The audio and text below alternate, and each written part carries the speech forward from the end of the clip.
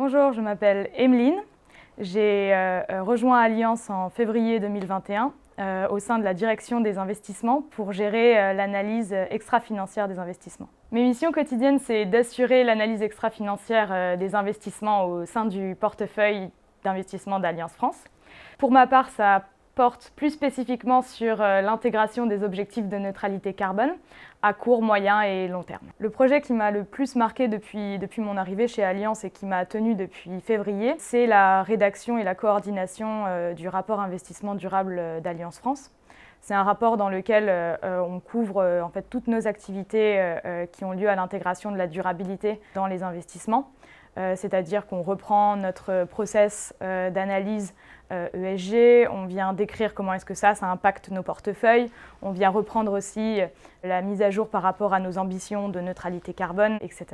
Et encore plein d'autres éléments. Donc là, on a voulu déjà mettre le rapport en ordre de marche pour anticiper la mise en place de cette nouvelle réglementation. Donc ça demandait beaucoup de changements vu que cette réglementation est de plus en plus exigeante.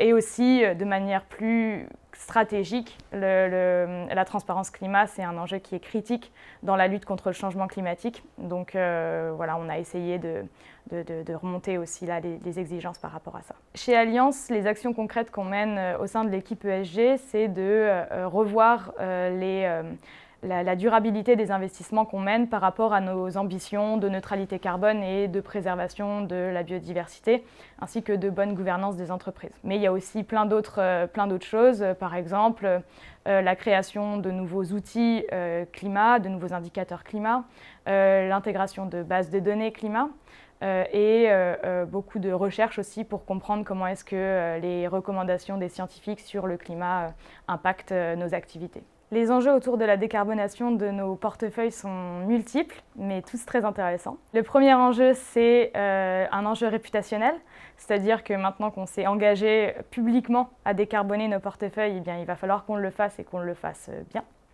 L'enjeu qui découle de ça, c'est un enjeu opérationnel, c'est-à-dire comment on fait, quelles données, quelles équipes, quels risques, quel impact sur les portefeuilles. Et ensuite, la neutralité carbone s'est pris dans des enjeux sociétaux plus grands, c'est-à-dire qu'on ne pourra pas être neutre en carbone dans une économie qui ne l'est pas.